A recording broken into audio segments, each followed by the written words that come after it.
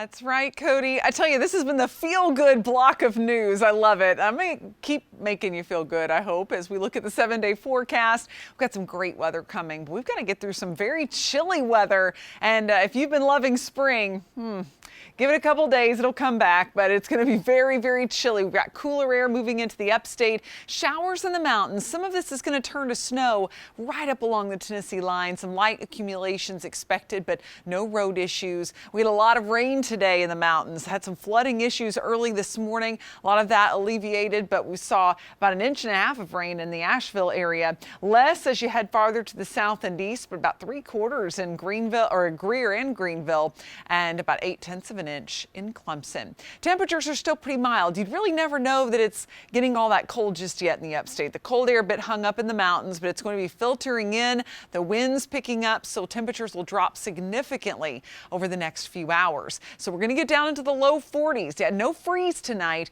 but it will be kind of easing us into things because tomorrow night, that's when we get the freezing temperatures.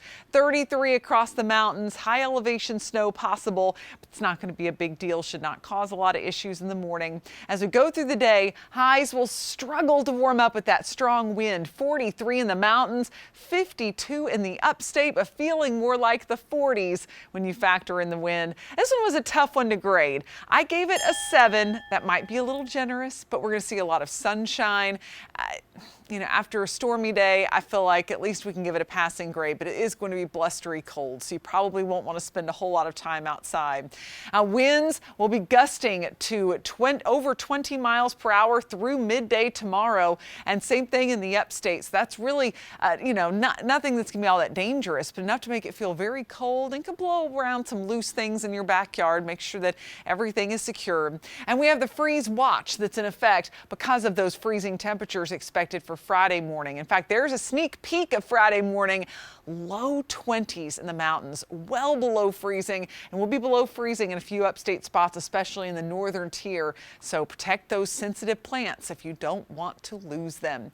Now, the cool weather is going to stick around through this weekend. So if you're heading to a sunrise service on Sunday for Easter, temperatures are still going to be pretty cold, but the difference on Sunday, we get a nice warm up pretty fast, in fact. So by the afternoon, looking at 70s in the upstate, some upper 60s in the mountains, but we'll all be close to that 70 mark. A gorgeous afternoon if you want to hide some eggs for the kiddos or just spend a little time outside, maybe sit outside at your favorite restaurant to get Easter brunch, something you probably weren't able to do last year in the pandemic. So, and of course, we're still in it, but it's getting better, thankfully.